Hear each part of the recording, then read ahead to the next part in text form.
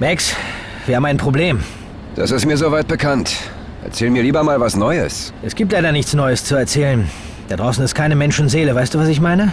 Es ist immer dasselbe. Stets bin ich zur falschen Zeit am falschen Ort. Ryder, ist dir eigentlich klar, dass es heute nicht mal einen vernünftigen Morgen gab? Max, alles okay?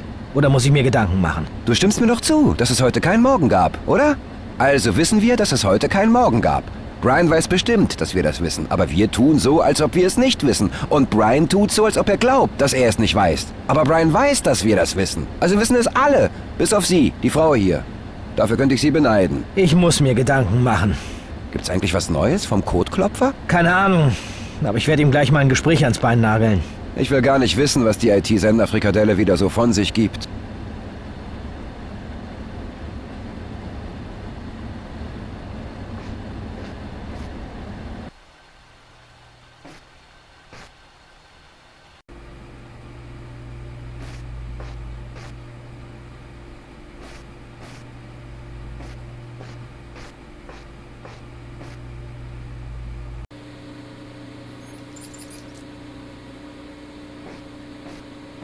Wie sieht's bei dir aus?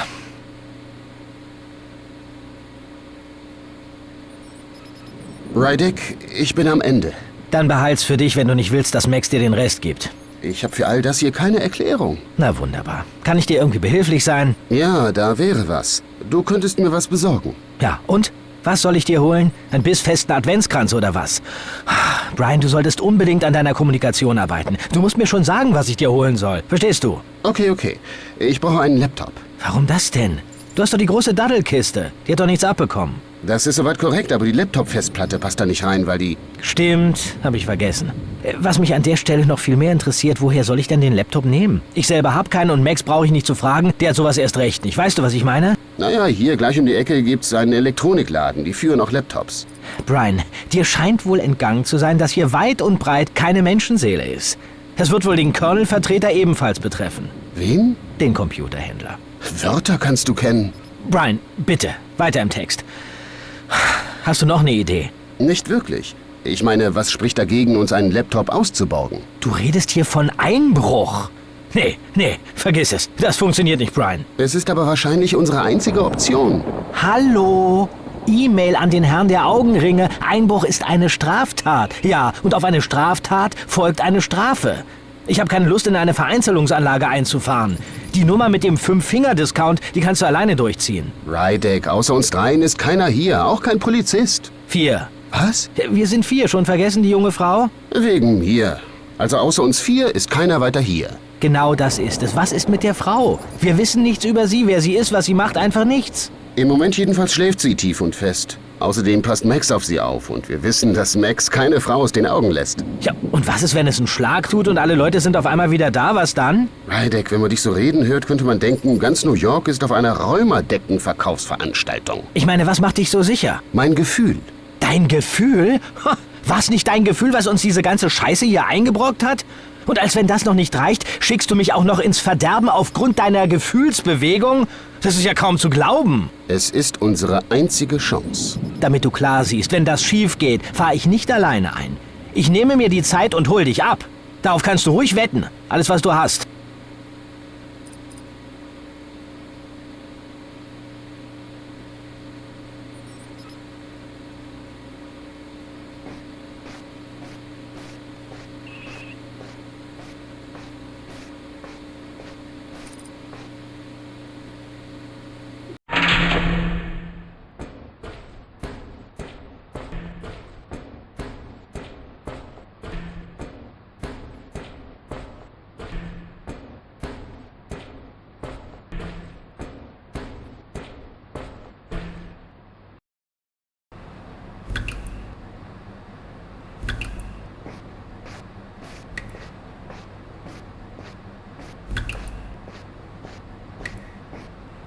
Toll. Paletten, soweit das Auge reicht.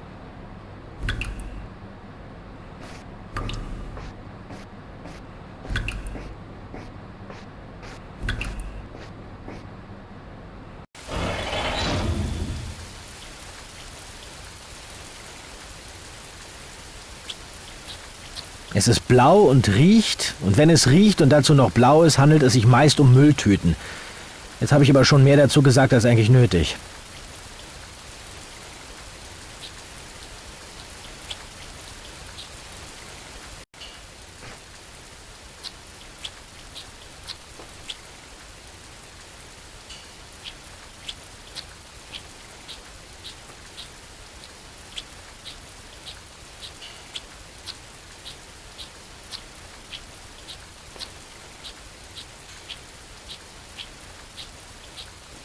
Die städtische Lichtorgel funktioniert wenigstens noch.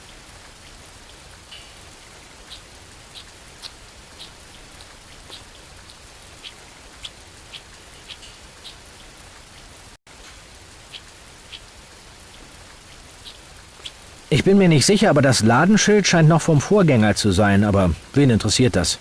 Hier ist der Elektroladen, den Brian meint.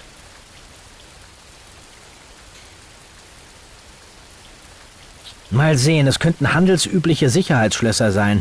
Ja genau, wenn es mir gelingt, die Schlösser zu öffnen, könnte ich theoretisch das Gitter nach oben schieben. Kommen wir zur Praxis. Wie bekomme ich die Schlösser auf ohne Schlüssel? Dass diese rein zufällig hier irgendwo herumliegen, halte ich für extrem unwahrscheinlich. Fakt ist, ich muss da rein.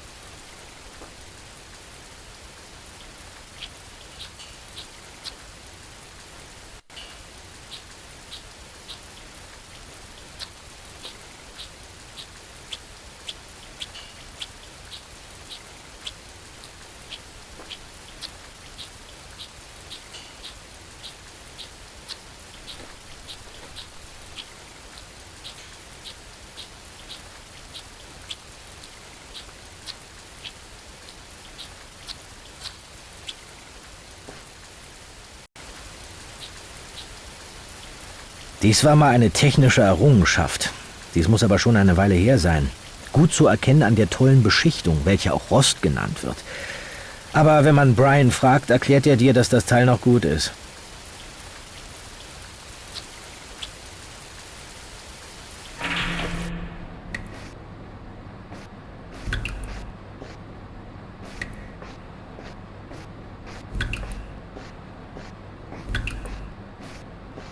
Mal schauen, was das sein könnte.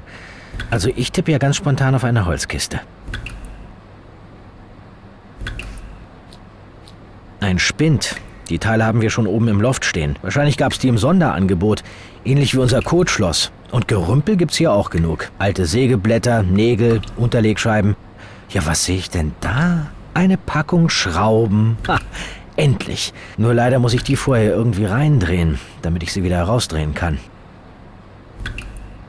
Also das neueste Sägeblatt ist das ja nicht. Auf dem Ding kannst du ja reiten.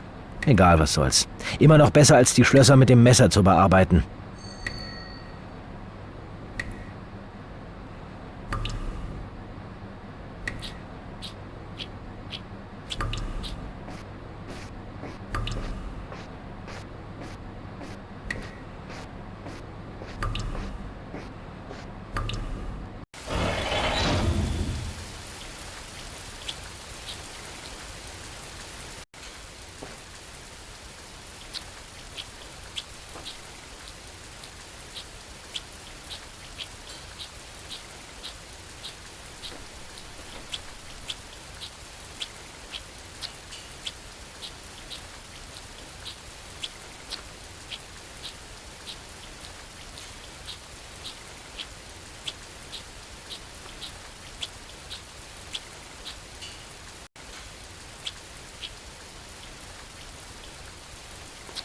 Das ist auf jeden Fall ein Anfang. Ich meine, das Sägeblatt ist zwar nicht das schärfste, aber um sich die Hände damit kaputt zu machen, reicht es völlig aus.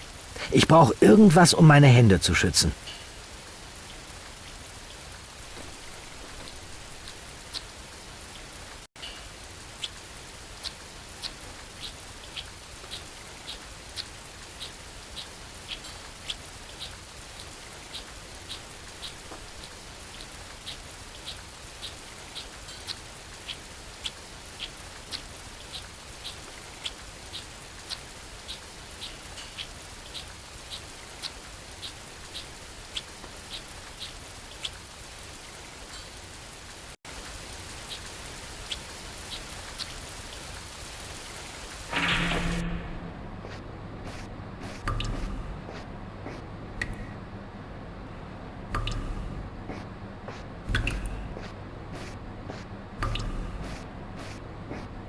Arbeitshandschuhe, dessen Ölgehalt reichlicher ist als der Inhalt einer 1-Liter-Flasche.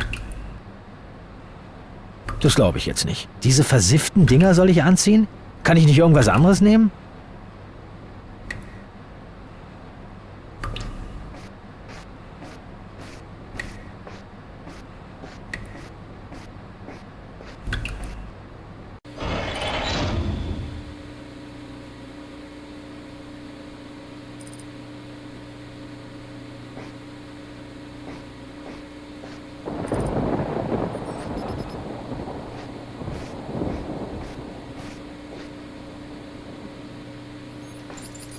Riskieren wir mal einen Blick. Ein öliger Lappen und ein altes Taschentuch von Brian.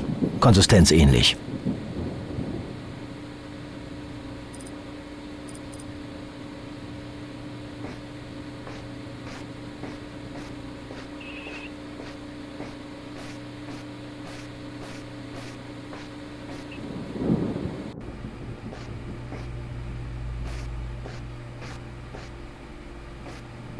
Der wird aber nicht allen Ernstes den Pestlumpen auch noch anziehen wollen. Und wenn, ich box mir ja nur kurz mal aus.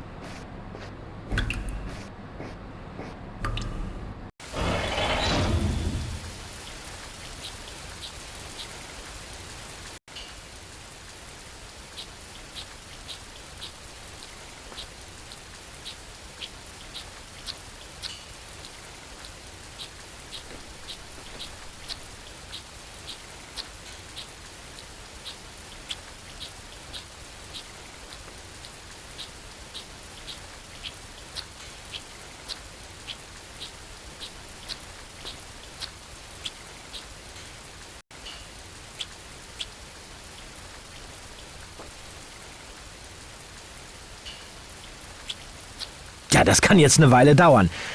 Ich bin ja froh, dass ich wieder den leichten Job abbekommen habe. Kaum vorzustellen, ich stände jetzt mitten im Regen und müsste mit einem Sägeblatt so scharf wie eine Kehrschaufel Schlösser aufsägen.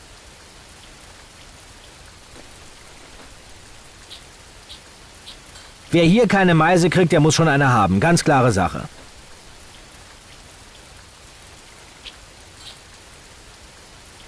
Eins noch, ich würde sonst was dafür geben, wenn ich das schon hinter mir hätte. Hauptsache, die anderen sitzen schön mit ihrem Pops im Trocknen. Mann, da darf ich ja nicht drüber nachdenken, sonst bekomme ich noch schlechte Laune. Mir ist ganz schön unwohl bei der Sache. Hoffentlich ist die Stadt wirklich menschenleer. Wenn mich einer jetzt sieht, bin ich geliefert. Was soll's. Hoch mit dem Gitter.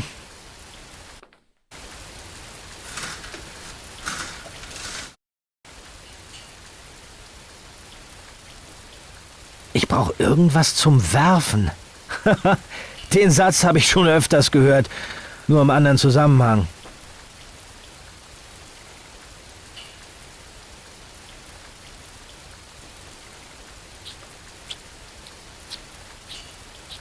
Ein ganz normaler Karton und mit Sicherheit auch nicht der letzte, den ich sehen werde.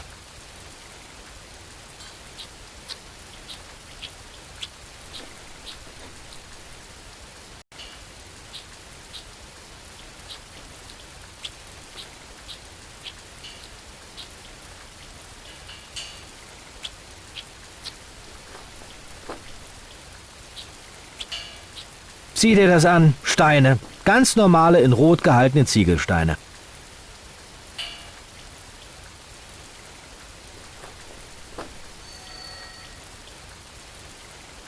Ja, liegt gut in der Hand. Ha, dann wollen wir mal.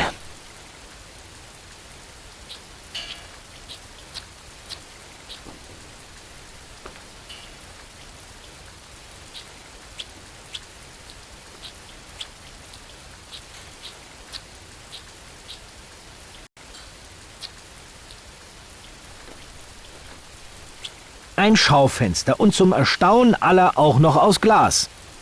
Das wird jetzt einen ganz schönen Schlag tun. Was ist denn nur los? Von der Alarmanlage hat Brian nichts gesagt. Hat er bestimmt wieder vergessen zu erwähnen. Also ich fange langsam an, das persönlich zu nehmen. Und kann hier mal einer das gottverdammte Gebimmel abstellen?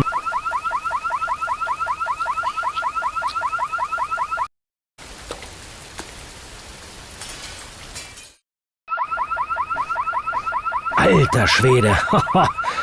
Ganz schön laut so eine Schaufensterscheibe, wenn man die nicht vorschriftsmäßig behandelt. Na wunderbar. Höllisch aufpassen ist jetzt angesagt, wegen der Glasscherben. Und wieso habe ich eigentlich nicht mal eine Taschenlampe? Ich kann so nicht arbeiten.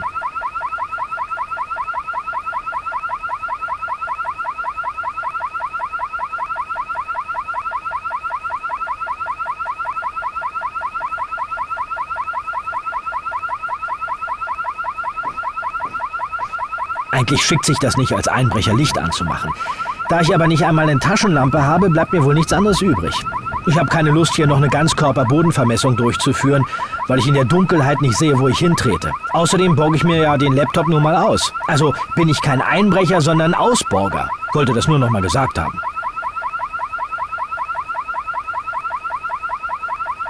Ich hoffe stark, dass dies der Schalter für die Alarmanlage ist. Sicherlich hätte selbst ein Tauber schon längst mitbekommen, dass ich hier bin. Mir geht nur das Gebimmele tierisch auf den Zeiger.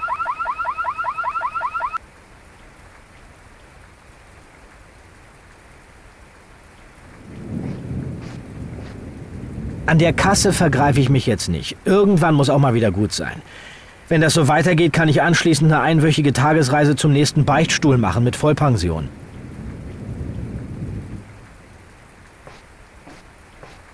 Okay, hier haben wir jede Menge Gehäuse. Selbst mit einem nicht geschulten Auge ist unschwer zu erkennen, dass die Gehäuse leer sind, quasi hohl. Damit fallen die schon mal raus. Sieh dir das an, ein Katalog fürs harmonische Basteln. Den lasse ich mal lieber hier.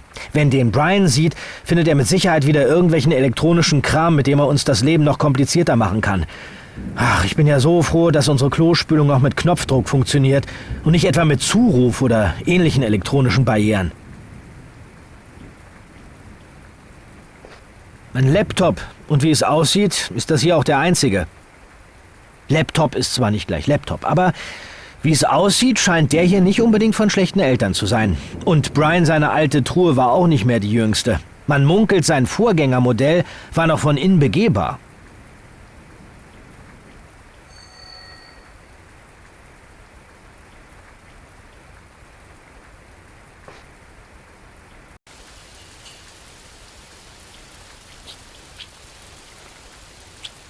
Naja, Hydranten. Warum diese eigentlich vom Hersteller aus lackiert werden? Tja, stell die Dinger einfach auf und wart eine Weile. Das klärt sich dann ganz von selbst. Wie bei diesem hier zum Beispiel. Entweder ist das Modell Regenbogen oder der Lack von etlichen Autos.